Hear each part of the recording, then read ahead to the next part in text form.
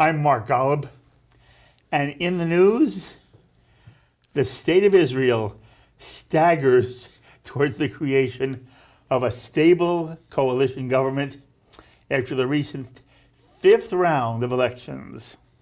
And once again, Benjamin Netanyahu will be tasked with putting together and heading the new coalition government.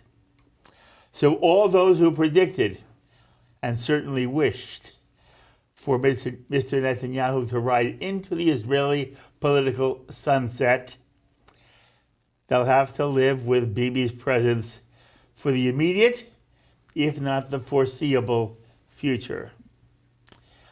But the election results have included some surprises. With Meretz, the left-wing progressive party in Israel, a longtime leader in Israeli politics, certainly in the discussions, they were unable to reach the percentage threshold to win any seats at all in the upcoming Israeli Knesset. So lo and behold, Meretz is gone for the time being, which reflects something about Israeli attitudes regarding the Israeli-Palestinian peace process.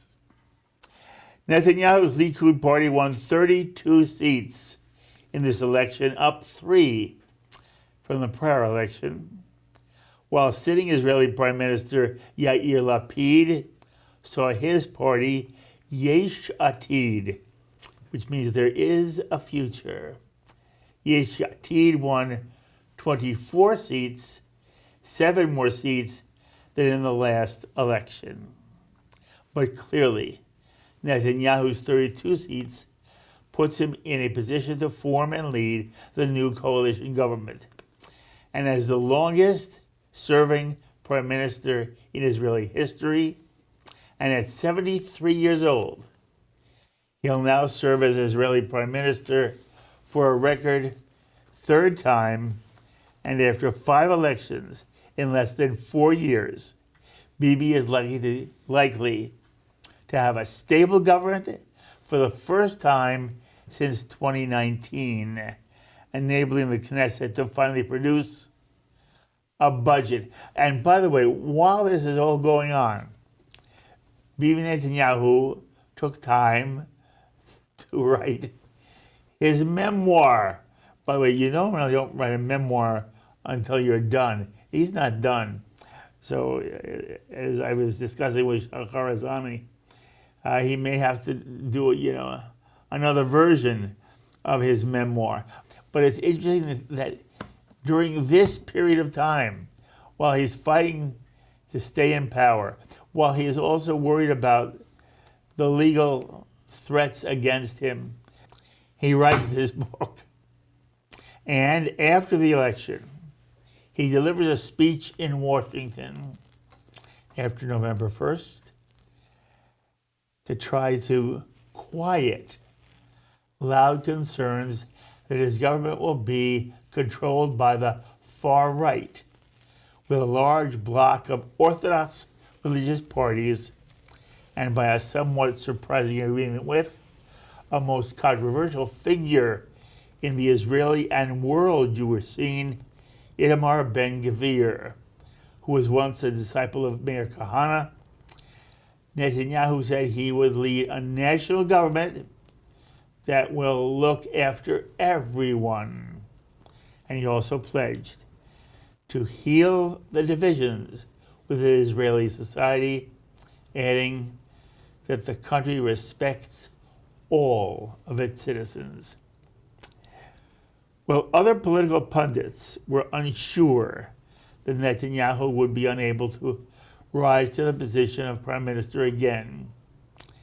At the same time, one longtime observer of the Israeli scene predicted, somewhat fearlessly here on JBS, that Netanyahu would be the winner of this past November elections, and he was right. And I am proud that he is now Senior Vice President of JBS after 16 years of service around the world in the Israeli diplomatic corps. His name is Shahar Azani, You see him all the time on JBS. And Shahar, kudos for having the courage to say, when we were last on the air, that you thought Netanyahu, in fact, would prevail, and you were correct. And it's wonderful to be sitting with you now to hear your overview as you look at what these elections mean for the state of Israel most particularly, but also maybe for American Jewry as well. But Mazal Tov, and it's wonderful to be with you again. First of all, always a pleasure. I love sitting here with you, Mark, and our viewers and having these important conversations where you can have them nowhere else. I also want to say, you mentioned diplomacy, and being a diplomat is something you forever do. And when you think about what we try to do here in JBS is empower public discourse with information, not just talking off the cuff, but really knowing what you're talking about, exposing the stories behind Israeli politics, Israeli culture, things you're not going to hear on the general mainstream media. And I'm proud and privileged to be part of this incredible doing under your leadership and with such a stupendous team around us. Also, you were in Israel at the time of the election. Exactly. For JBS. Correct. And I want to get a sense for you. What was the feeling you had about the mood of the Israeli electorate, the Israeli people? And were they energized for this election? Or this is the fifth time they're going to the polls. Was there some kind of fatigue, election fatigue in Israel? We in America have never had a series of elections that close together. Right. And, you need 2 to 4 years in America. Here, we had 5 elections in less than 4 years. What was the mood in that few days that you were there leading up to and then through the election? I'll tell you, first of all, it was a great privilege to be in Israel for the elections. On behalf of JBS, interacting with the people, with pundits, with politicians, and like you're saying, with the ordinary Israeli. So the first element is, yes, there was a considerable and very palpable amount of fatigue. But that fatigue had a very interesting result. Israelis arrived in the polls determined to put an end to these cycles. So the fatigue actually led to a more energized constituency. People were going to vote en masse, and the actual percentage of voting exceeded 70%, which hasn't been seen in over 2 decades in Israel. So yes, there was fatigue, but there was a high voter turnout in the ballots to finally make a decision on these elections. Now, when you talk about what did Israelis feel, I can tell you there were 2 very visible elements. One is what was the common concern of many Israelis, and we visited and spoke with many Israelis in different parts of the country. First of all, it was life itself. In Israel, that's what it's called, life itself. Here in the US and in the halls of international diplomacy and politics, we speak often, like you mentioned at the outset, about the Palestinian issue, about Iran, about security relevant matters, relationship with the US, Jewish diaspora. But at the end of the day, a lot of Israelis were expressing concern about their own lives on 2 levels. One, the economic level. Can we continue to make Israel livable for young couples who want to build a home, who want to buy a home, who want to rent a home, who are going to have public transportation, who are going to have a job? It was very visible concern on the side of many Israelis, especially young Israelis. I remember speaking with a teenager who barely had the first right to vote in this 5th round, and this is what she has in mind. And the second element, which also played a part in these elections, was element of fear. There was a considerable rise in anti-Israel Palestinian terrorism, different terror attacks occurring in different parts of the country, and it was clear that Israelis were concerned. There was another element, which was a kind of a funny element for me, which is identity politics. Because when some people saw me with a camera, asking them questions, some of them immediately pointed out and saying, "Oh, you're part of the biased anti-Bibi media." But then that doesn't make sense because you're of Yemeni origin, so you're supposed to be Likud. How does that work? This is how identity politics work. and it was a fascinating journey, as every journey in Israel is. And I'll tell you one more thing. Regardless of the election, when you talk about celebration of democracy, that's exactly what you Yes, had in Israel. absolutely. Democracy to the core, democracy textbook level. You want to know how democracy is done? Come to Israel. The diversity of opinions, the livelihood of the people who are so excited about engaging in this process. I want to take you back to something you said, and I want to know whether the reality ultimately would make you say it in a different way. At one point you said, this election is going to be about Bibi. It's either yes Bibi or no Bibi. And I thought that it was a fascinating insight, and I wasn't hearing it or reading it in other places.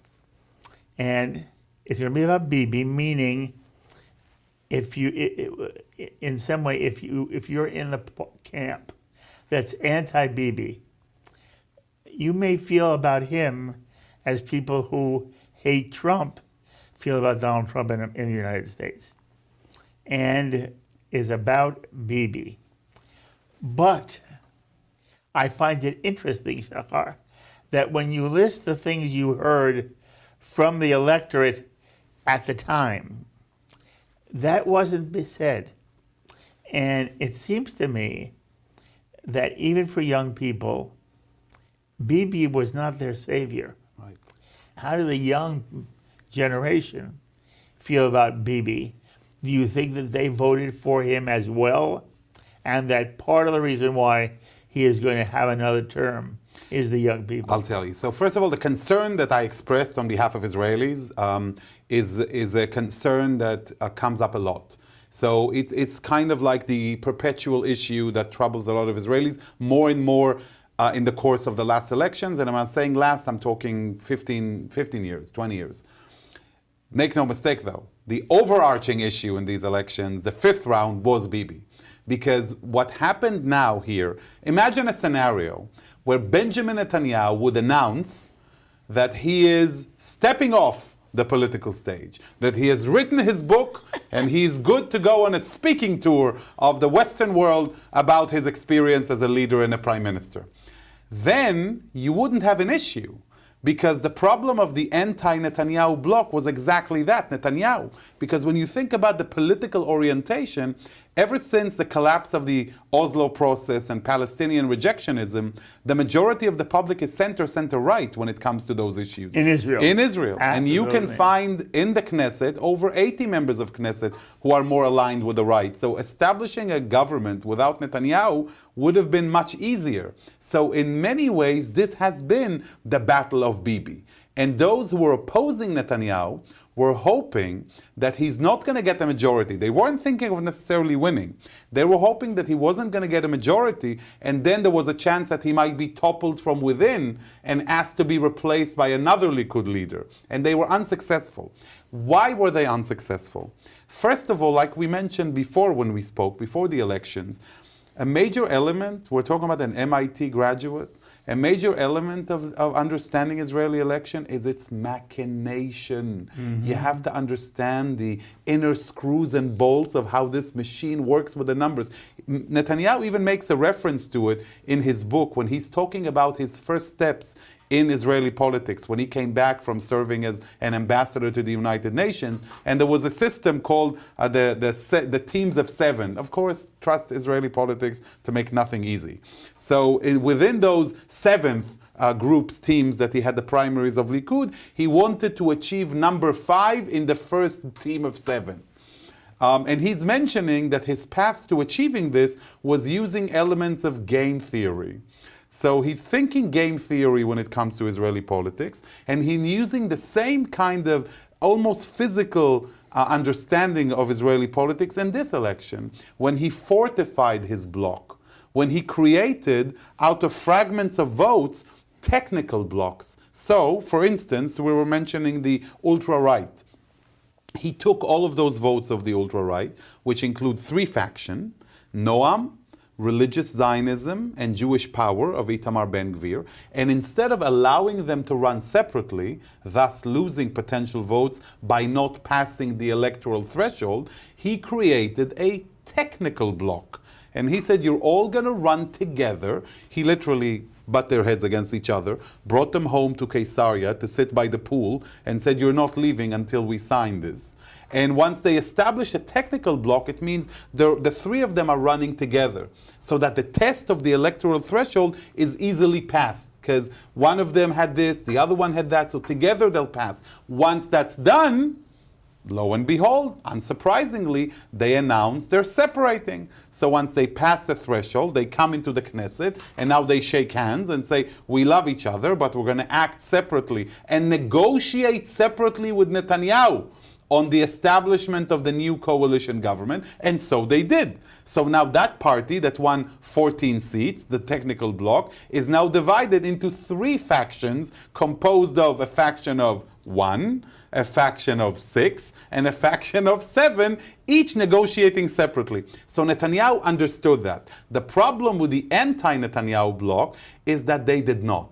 And you had people running in that bloc who did not pass the electoral threshold, not just Meretz. You had somebody like a lone member of Knesset by the name of Eli Avidar, who used to be part of Lieberman's Israel is Our Home, Israel Beitenu, who then decided that he has his own constituency, parted ways with Lieberman during the term in the Knesset, behaved like he's a faction of one, and said, I have my own party, and I'm going to run on my own, and I'm going to win. So he took, whatever votes he took that didn't pass the threshold. Votes which don't pass the threshold end up in the dustbin, or actually, in the way of calculation, like we explained before, may end up helping Netanyahu by not being counted.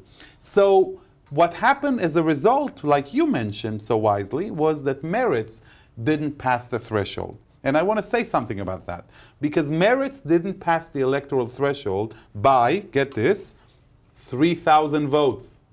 In Israel, you have 6,800,000 eligible voters. Meretz was lacking 3,000 votes to pass the threshold. What does passing the threshold mean? It's the difference between, Mark, 0 and 4. 0 and 4, 3,000 votes. Netanyahu, like you said, has 64 seats in the Knesset. 3,000 votes may have made it 60. 60 is not a majority. Right. 3,000 votes were the difference between a resounding defeat and an outstanding victory. Yes. This is how volatile Israeli politics is. But I want you to make sure the audience understands. Sure. You're not saying that the 3,000 people who didn't vote for Meretz, therefore not pushing Meretz over the threshold, all would have voted for Netanyahu. No. I'm Or saying that had none they of them- voted, and had they none voted of for them- Meretz, Yes, all right. they needed to vote for Meretz, then Meretz would have passed the threshold, then you had 4 more seats for the opposing bloc.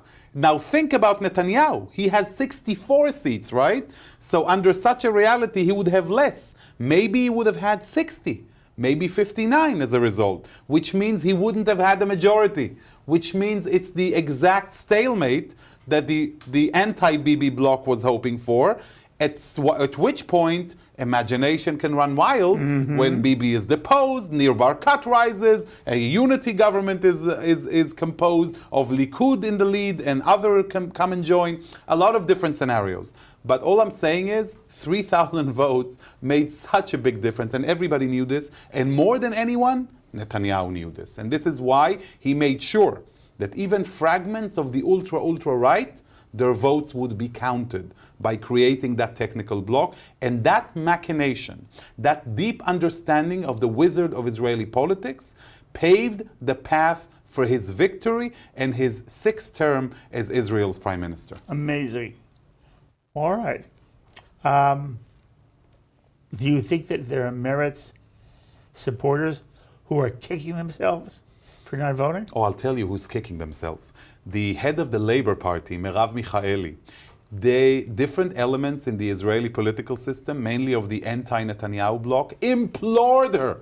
They said the same way Netanyahu created a technical bloc on his end, create a technical bloc with Meretz, so that Labor and Meretz can run together. And that way none of them is gonna, both can pass the electoral threshold, none of them will fail, and then afterwards you can split ways, you can take your whatever seats, Meretz will take their seats, and we're good. Just sign the agreement. She was so stubborn about not signing the deal. She, Merav Michaeli, was really stubborn-headed and said, I'm not going to do this. And as a result, it is what it is, and fingers were definitely pointed in her direction for her failure in doing so, and it is what it is. It's so interesting because none of this is understood in general by American Jews. Right. That ultimately a political concept where you convince parties to merge, and by doing that, the total vote will put them over the threshold. And more than that even, people look at this and think, Netanyahu gained a great victory. Oh, he convinced all of Israel. But when you look at the numbers, Mark, the numbers are roughly the same as in the last 4 rounds. There wasn't a big difference. The Netanyahu bloc won by a few 100,000 votes, somewhere there. But it wasn't a significant difference that was that meant a landslide victory for Netanyahu. The only main thing that made a difference was the alignment of your pawns on the field and the understanding of how the numbers in politics work. And of course, Netanyahu's eagerness. Because for him it was to do or cease to exist on the political stage. He knew the risks that may face him if he fails to deliver in this round. So he urged, you should have seen the campaigns, the political ads on TV. Netanyahu was calling random people who are on the list of Likud voters, you have to go and vote. Sending cars in to bring them to vote. People knew, and those who voted for him knew what they were doing and here is the magic of Netanyahu. We talked about identity politics, and unfortunately, one of the things I noticed, and to me it's a great risk within Israeli society, is the societal fraction and fragmentation to different groups in the population that fight each other. And the conversation, Mark, went back to let's talk about Ashkenazi and Sephardi. Let's talk about white and black. Let's talk about who has more rights and who has less rights. Let's talk about racism. And a large group of Mizrahi Jews see Netanyahu as their authentic representative against the elite. Now, allow me to remind you, Netanyahu Benjamin, the brother of Yoni Netanyahu, the famed hero of the Entebbe raid, the son of Professor Ben-Zion Netanyahu of Rechavia, a global scholar and the secretary for Jabotinsky. You're talking about that Netanyahu, right? Fully Mizrahi leader, authentic of the masses from the city of Sderot in the south of Israel, Moroccan Jews and Yemenite Jews and Iraqi Jews and other people who align themselves with the Mizrahi identity, and he is their unmistakable leader. That's the Netanyahu magic right there. The ability of that kid from Rechavia, a product of the ultimate Israeli elite, who is the hero of the underprivileged. Amazing. He is not Menachem Begin. No, he's not Menachem Begin. Because Begin did represent them. Begin spoke their language. But in many ways, Netanyahu, and I'll never forget, he made a speech a couple of years ago, I think it was in Sderot, and he said, I checked, and it seems I have some Sephardic blood within me. I am connected. So, they feel for him, Mark. When you spoke to people and they voted for him, it's like they were voting for their mother. They felt for him. They were like, just like the judicial system tramples on us, they try to do the same to him. We have to stand by him. That was an amazing feeling. You nodded when I said to you that there is a similarity between the way Americans who hate Trump hate him with a passion. They revile him. And the fact that in Israel, there are people who hate Netanyahu. Absolutely. And love the guy. Oh, you can't. Somebody said it's like parsley. You either love it or you detest it. You can't touch it. Netanyahu evokes a lot of emotions. Absolutely, on both ends. And yet, he was able to win enough support among those who either don't hate him or love him that he wins. And one of the things No, I think his bloc loves him. Like when you think about Likud they love and him. the Haredis and the right wing, the winners of the recent Israeli political machinations, absolutely love him. Okay, which parties are going to be in the coalition? So right now you have a cohesive bloc. You have Netanyahu with 32 members of Knesset, half of the 64 that he has in his bloc. You have Aryeh Deri, the head of the Sephardic ultra-Orthodox party of Shas. You have the Ashkenazi ultra-Orthodox party, headed by Moshe Gafni and Goldknop. And of course, you have the right-wing parties of Bezalel Smotrich of religious Zionism, Itamar Ben-Gvir of religious power, and Avi Maoz of Noam. And there you have it, Okay. a right-wing coalition. Okay, and Homogeneous, cohesive, simple. Netanyahu said when he was won the election, in 1 week I'm going to establish a government. Right now, it's published that he's going to ask for an extension from President Herzog. but I am correct that if you bring your party into the coalition government, you ask for certain things from in this case from Netanyahu. Do you know Middle Eastern Bazaar? And what part of what you ask for is you want to be defense minister, you want to be foreign minister, and Netanyahu. By the way, Netanyahu may want to be foreign minister and defense minister himself. So the question becomes, While juggling the trial. Yes. So we're not going there yet. the problem becomes, though you said trial, digression, asterisk. Did it play any role in this election? It played a role in the course of the 5 rounds of elections. It's the main reason This why one. so many, of course it did, on both ends, by the way. On the anti-Bibi end, who really wanted to bring him down and went to vote, and on the pro-Bibi, who said they're just trying to take our leader away from us. But otherwise, people got used to it. That's what I felt. Yeah, people got used to it. The trial continues. As we speak, there are over 300 different witnesses who are supposed to testify on behalf of the prosecution. By the way, one of those witnesses, Ambassador Gilad Erdan, Israel's ambassador to the UN, in his position as Minister of Communication at the time. So it continues. The trial continues, the testimonies continues, Netanyahu continues to conduct his trial as we speak. Okay. But Israel, there was even an interesting instance where one of the leading docu-research shows on Israeli TV aired an exclusive interview with one of those who testified against Netanyahu, Nir Hefetz, his former media advisor and confidant of him and Sarah. And there were a lot of interesting elements and gossip and deep, deep details within those testimonies. And you know what it changed? Nothing. So my sense was that this is sort of, it's like the stock market. The stock market has things built into it so that when something comes, it's already built into it and there's no movement. Right. My sense is this is now built into it, Right. and that this is not going to be the critical issue. It became part of the narrative. Exactly. And They try to bring me down because I represent you. So defending me is defending you. it's a brilliant thing to say. That's exactly the line he was taking. Incidentally, I got to finish the asterisk. Alan Dershowitz has a podcast. On the podcast, Alan Dershowitz said he did not feel that the things that Netanyahu was charged with rise to a level where the equivalent of how he said about impeachment, that somehow that should be why Netanyahu is thrown out, that the charges are simply not significant enough.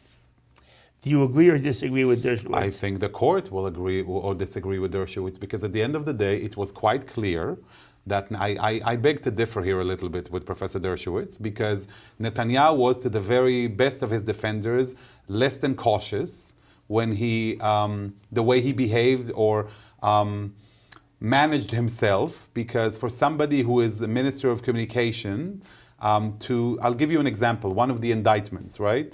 So there was supposed to be a reform in the communication market that was supposed to bring down costs of certain products from 55 shekels to 11 shekels a month. A considerable difference.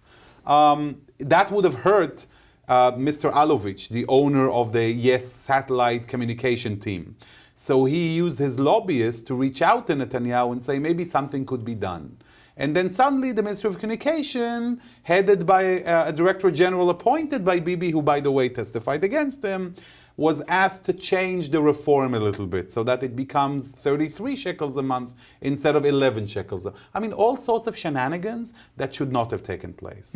So whether it comes to the level of bribery, whether demanding positive coverage from the media is indeed inappropriate, we know relationships between politicians and media outlets. And there is always like a gray area there. But have we exceeded the gray area into the black one when the owner of that media outlet received economic perks, as I displayed just now, in exchange for positive coverage in the media? There are issues there that need to be sorted out, Mark, for the sake of Israeli politics. It was clear that Netanyahu was not careful enough and allowed himself to behave in a way that exposed him. And even though there are those who are claiming that this is selective enforcement and it's not appropriate, let the court decide. It's before the court. These are very, very important cases, by the way, to determine the code of conduct within Israeli politics. He could have definitely been more careful. One of the charges is that he received cigars and champagne. Correct. Now, you know, there have been members of Congress here in the United States who accepted gifts that are inappropriate. We're talking about trips to resorts and hotel accommodations. And, well, when you compare that to cigars and champagne, it's hard to get worked up about it. Well, I'll say two things. One is you have to ask yourself the extent of the cigars and champagne, because there is an occasional cigar and then there is $200,000 worth of gifts. So you have to determine exactly what was given. And here is a bigger question than what was given. What was given in exchange? Because one of the accusations is, the indictments is that he acted on behalf of the person who supplied those gifts to him, vis-a-vis international elements, the American administration and others. So what is that? You know, is it just a favor for a friend, like he claims? Or is it more than that? There is a gray area that needs to be determined here. Oh, well, it's fascinating to see as this plays out through the court system. But also, when you talk about the trial, it's much easier for Netanyahu to play or to play in that arena or go through his trial from the office of the prime minister. But it was said that one of the reasons why his becoming prime minister again was so important to him was that he would be able to, in some way, block the investigation. No, I'll tell you. First of all, no. There is no he can block anything, like knowingly block. This is, you know, Israel, like I told you, is a celebrated democracy. When people criticize Israel, I always tell them you should come to Israel. We're harsher critics than what you'll ever be. So anybody who accuses Israel, or by the way, Netanyahu, of being a tyrant, there is nothing more ridiculous than that. Because even within the Israeli political system, Mark, and this is something so many people forget, the Likud is one of the only democratic parties. I mean, the voters of Likud elect internally their representative to the Knesset, and who's going to head the movement? Yesh Atid by Yair Lapid, he's the one who's picking his list. Avigdor Lieberman, he's the one who's picking his list. Benny Gantz, he's the one who's picking his list. They don't have primaries within their parties. Likud does have. So that's, pardon my French, it's a shameless, ridiculous accusation. At the same time, even though Israel, you know, is a democracy and he can't do anything to officially block anything, the fact that that the trial is conducted from the office of the prime minister means that there is a certain consideration that the system gives to the defendant. That means that when one of the top issues mentioned, by the way, by all members of the incoming coalition is the dire need of reform in the Israeli judicial system. So the defendant is going to be at the helm of passing legislation pertaining to reform in the Israeli judicial system. So I'm asking you this. he had no gun has been shot, but the gun has been placed on the table, right? The pistol is there. Now I need to make a decision about reforms in the way we choose our judges or certain conducts of the Israeli Supreme Court. Now the same judges are supposed to make a decision in my case. So he's not blocking anything, but I think it would be naive to assume that none of it is going through their minds. That doesn't seem to matter enough. To whom? To those who love him. Oh, for sure not. Absolutely. Those who, I'll tell the, even the discussion about reforms needed in the judicial system go beyond Netanyahu. I mean, there is a long-standing debate about Israel's constitution. We don't have a written one, but we have basic laws. Are they enough to constitute a constitution? Are they enough for the Supreme Court to abolish laws made by the Knesset, by the elected officials? So there is this checks and balances battle that continues to this very day. I'll tell you one more thing, Mark, and that also goes back to the way people voted. Israelis, to a degree, were outraged by the easy sentences given to perpetrators of different offenses by the Israeli courts. And they look at this as part of the word that keeps on repeating itself in the Israeli politics to this very day, governance. Are we able to execute proper governance? And that means that when a 17-year-old Bedouin committed a horrible case of a sexual assault against a 10-year-old Israeli girl sleeping in her home, when he broke into that home, and she's going to have to live with the trauma for many years to come, and he receives a sentence of 5 years, very light sentence, not even in prison, but in a rehabilitative center, 5 years out of which 1/3 is going to be deducted for good behavior, 1/3 is going to be deducted for administrative reason because there isn't enough room in prison, so he's going to get out in a year. That enraged a lot of Israelis. That made a lot of people upset because things need to change. And how does that play into Netanyahu, yes or no? Because one of the leading items on his agenda and his bloc's agenda was reforming the judicial system and making sure that it is able to govern properly. And that means we can't have light sentences. We have to have the right judges. It means to have more police officers, Mark. Today, residents of the Negev, for instance, a town by the name of Omer outside of Beersheba, is a beautiful, residential town which has beautiful, many million of shekels worth of villas. But the people are afraid to leave their homes because out there on the road they may be attacked, robbed, mugged, find themselves in the path of a stray bullet. There aren't enough police officers. Images come out, videos every day of what's happening on the roads there, and it made, justifiably so, a lot of Israelis upset. A few months ago, 18 buses are torched in the northern city of Tzfat in a protection criminal business of Arabs against Jewish businesses. People were upset. How many people hear about that in the American media? How many people know about these things that go back into the topic of life itself that trouble a lot of Israelis? And the main ticket that Itamar Ben-Gvir, for instance, ran on was governance. I will bring back governance to the streets of Israel. And that, by the way, will be the first and foremost test of the new Netanyahu government. Will it? Governance. Will they provide governance? Will they bring more cops on the road? Will they provide more personal security for individuals in Israel? This is where they're going to get tested, and this is where it's going to get interesting, because it's one thing to sit on the benches of the opposition and say, I would do this and I would do that. Now you are the government. Now let's see you do. Exactly. By the way, in English, we would probably say this has to do with law and order. Exactly. Law and order. Precisely. And in Israel, it's governance. But you're talking about law and order, yes, which at the moment is a big issue here in the United States as well. But it's interesting for us to know, and this is because there has sadly been a spike of attacks against Israeli Jews by Palestinian Arabs.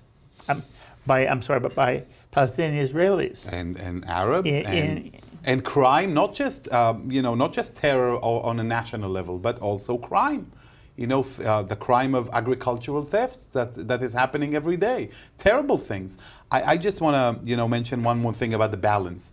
64-member coalition, hopefully. At some point he's going to be able to do it. 32 of whom are Likud, and the other 32 are the Haredis and the ultra-right. But for the first time in Netanyahu's history, up to now when you look into his past governments, you always had somebody to the left of him.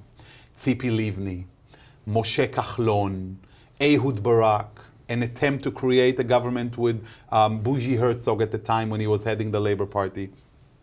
And Netanyahu was kind of like playing the balance between the more right-wing factors to the more center-right-left to the international community. In this case, Mark, Netanyahu is the liberal in his government. He is the only one standing to the left of the ultra-right wing. That's going to be a very interesting position for him as prime minister. And no one discusses it from that perspective. No, it's that he's the liberal. He is the liberal. He is the moderate in a government of extremists. Fascinating. It's going to be interesting to see how he's going to balance it vis-a-vis the others. All right. I asked you a moment ago about what is the coalition going to be, and you gave it to us. And then I said to you, am I not correct that if you join the coalition, you ask for certain things, right? And very often ministerial positions. And for those in America who are concerned about Israel moving to the right, on the one hand, it is only reflecting the Israeli people.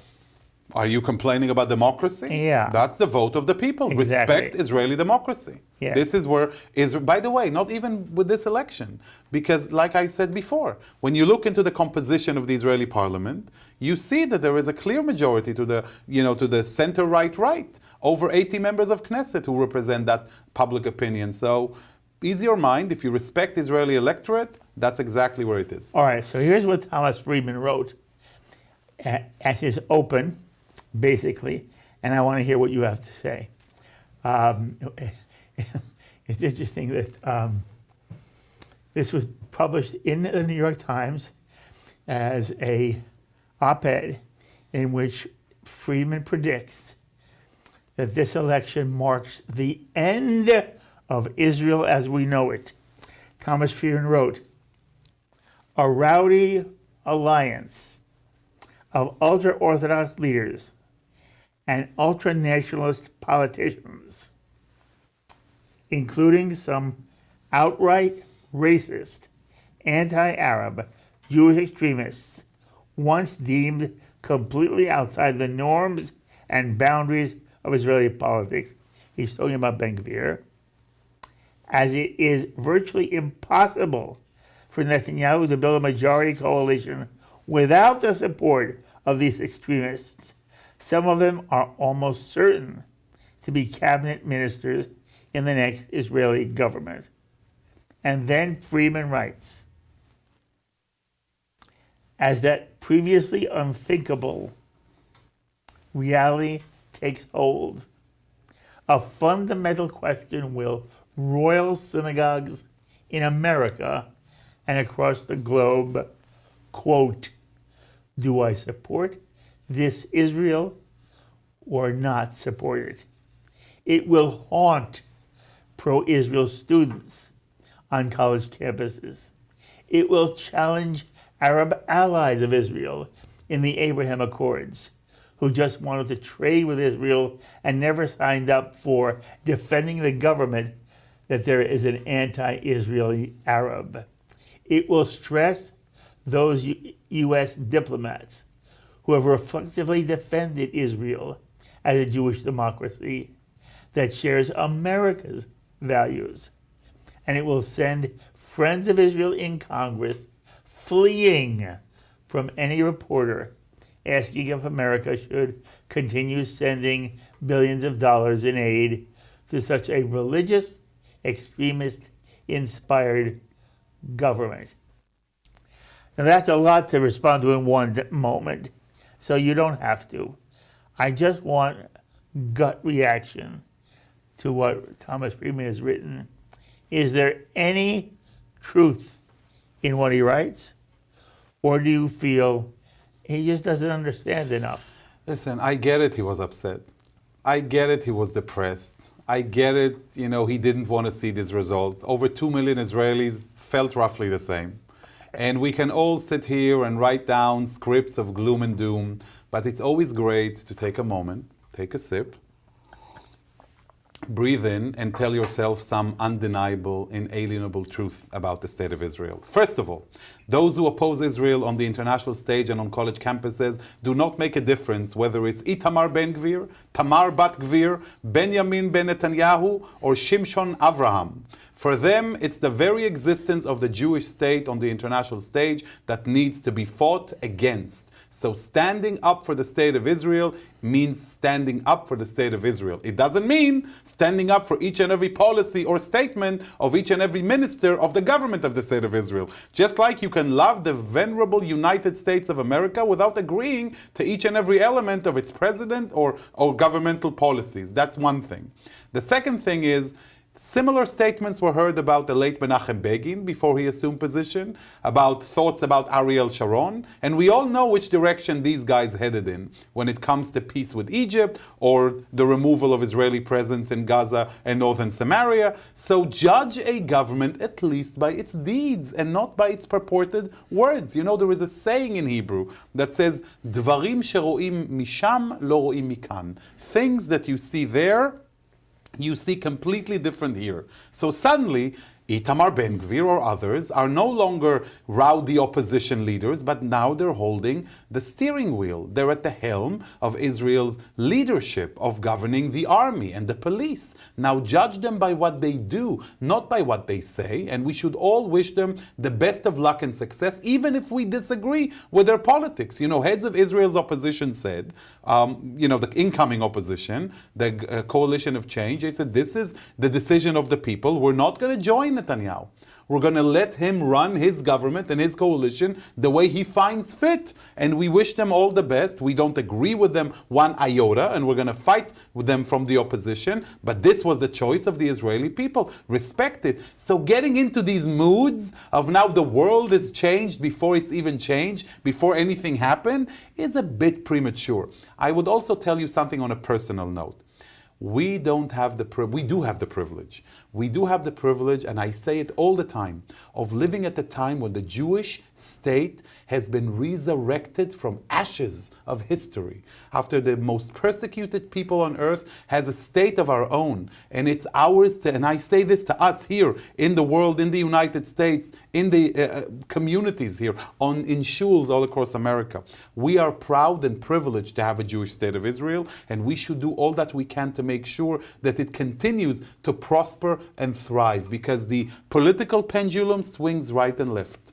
At one point it's a coalition of change, another it's the right-wing coalition, and then suddenly something else is going to happen. Israeli governments have reputable short life expectancy. So take a deep breath, keep holding to your faith politically and otherwise, and stand up for the one and only Jewish state of Israel that transcends the politics of the day. That is beautifully and perfectly said.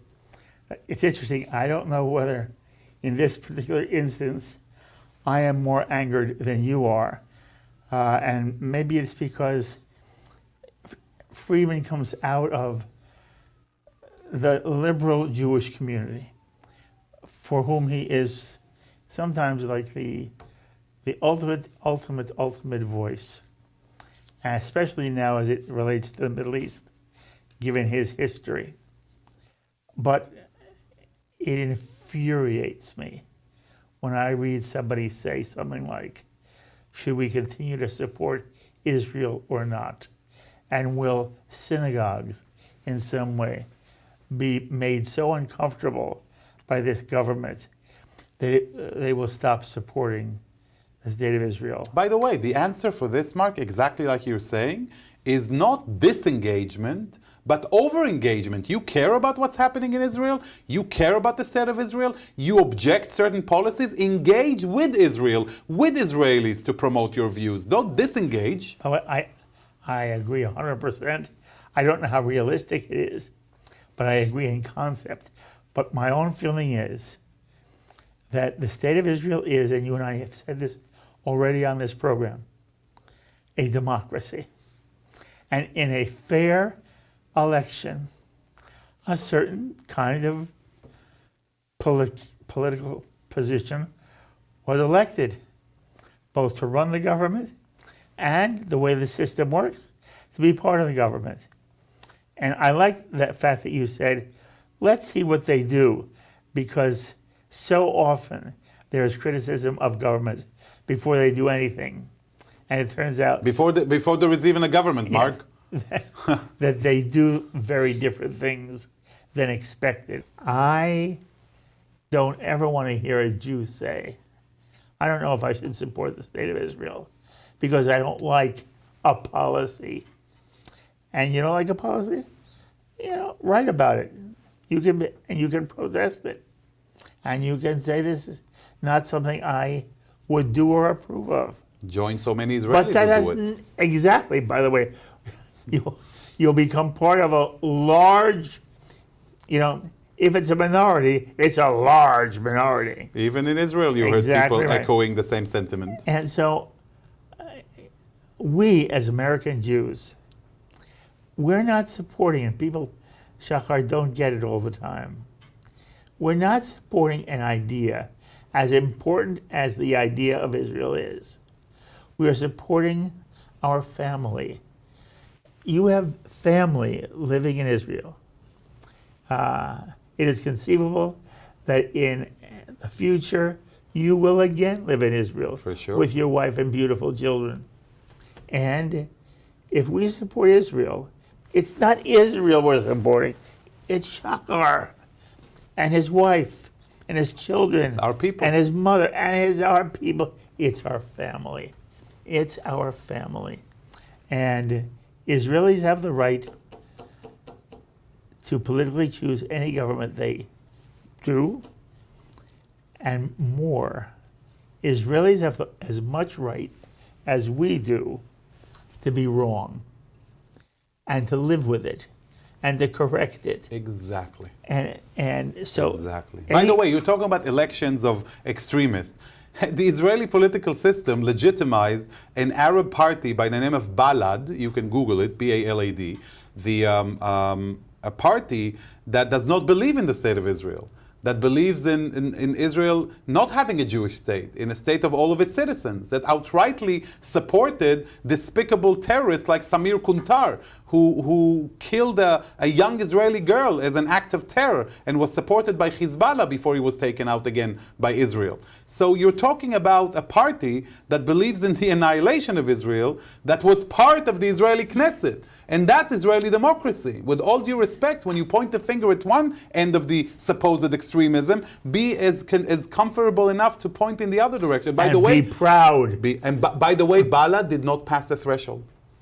That was also part of the reason why Netanyahu's bloc got more votes, because they also parted ways with a joint Arab list, and they lost, and they didn't even pass the threshold, and they're not part of the Knesset, and I'm happy for it. Yes, and there is no Arab party part of the coalition. No, the coalition, no, but that's another episode, Mark, for Arab-Israeli politics, because right now you have the two Arab parties, whatever was left of the joint Arab list and Mansour Abbas's united Arab list. Abbas won.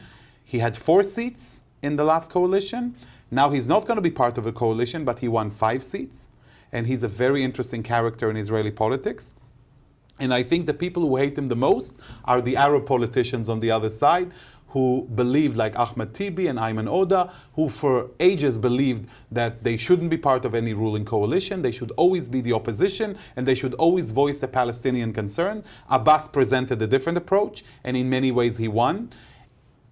And maybe at some other point I'll tell you why it was basically that Arab feud that brought Netanyahu back to power. That's fascinating. You predicted that, by the way. Is Gavir as bad as they make him out to be? Remains to be seen, right? Gavir, No. he was blamed. No, yes, he was.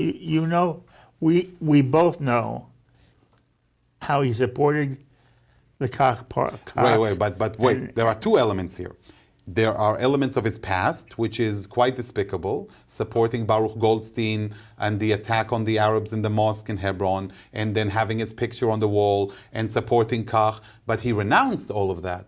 And by the way, to the criticism of some of his former friends who said he doesn't represent us anymore. And instead of saying expel all Arabs that he may have said in the past, now he says, I believe in expelling terrorists out of Israel, or expelling their families, or I want to bring back the death sentence to terrorists, all of which are positions of discussion within Israeli politics and society. Absolutely. And when people predict, oh, this guy is going to do this and that and this and that, let him do this and that and this and that. Because right now, one of his demands in the coalition was, I want more money for the Israeli police so that we can hire more police officers. I mean, all legitimate. So this was the decision of the Israeli electorate. He knew how to tap into this emotion. He renounced some of his very bad deeds of the past. Let's see where this is going to go. Exactly. And if an Israeli settler experiences a terrorist attack on his family or on his community, and he goes out and tries to find the people who may have killed a child, blown up a cafeteria, does that make that settler a Jewish terrorist? At the end of the day, and by the way, that was even said by Ben Gvir himself, and you don't have to be a supporter, just look at the facts. Anybody who commits an act of violence or terror will be judged accordingly to their crime, even though he does differentiate in his position between nationally motivated acts of terror and regular crime. For he sees that nationally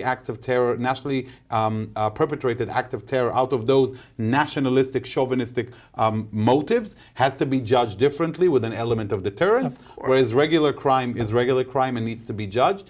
And it's important to state that because only recently we had a similar incident in Israel where a Druze Israeli 17-year-old boy, almost 18, made his way with a friend to the city of Jenin in Judea and Samaria, and they ran into some sort of an accident. Both of them had to be rushed to a hospital. The friend was airlifted to an Israeli hospital, but due to the condition of that boy, he was taken into the hospital in Jenin. And what happened was that Palestinian thugs came into the hospital, disconnected him from life support, snatched his body, and claimed that they're going to demand Israel, they're going to use his body as a bargaining chip in order to demand Israel for concessions, releasing some bodies of terrorists and others. Can you imagine such an inhumane act like you could never believe, going back to college campuses, Ben Gvir or no Ben Gvir, who do you support, the state of Israel or that thuggery?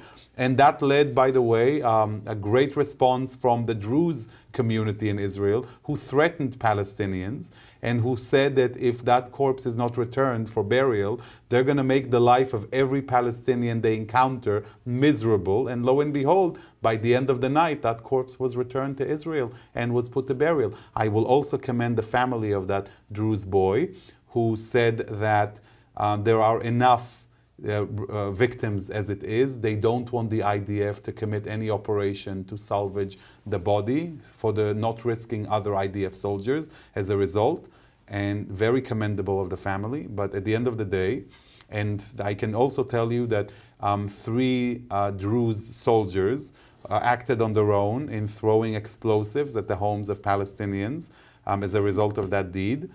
They were arrested by the Israeli police for their deed, and they will be tried for what they did. But at the end of the day, the corpse was returned. Fascinating and wonderful. You know, the story continues. Although we finally had an election, the story continues. How will it play out? What will the final coalition look like? And what positions will be filled by whom? All of this, we will turn to you and you will help us understand the machinations of all of the things that go on as Netanyahu now tries to put together a sustainable government. It will be so much fun to continue the conversation. So I'll tell you this, Mark. One thing, whether it's this government or another, the state of Israel is here forever to be successful, prosperous, and a source of pride for all of us in America and around the world. Amen v'amen. Amen. So there you have it. The thoughts of Shahar Azani on the results of the 5th round of Israeli elections, in which Benjamin Netanyahu is the winner and will be forming and leading a coalition government as Israel's Prime Minister. I hope you found Shahar's commentary informative and somewhat eye-opening. As always, I invite you to be in touch with me at my email address, rabbigolub@jbstv.org. My thanks to our director, Sloan Copeland, production coordinator, Michael Paley, to JBS's managing director, Dara Golub, and to senior producer, Carol Lilienthal. Until the next time, I'm Mark Golub. Be well, my friends.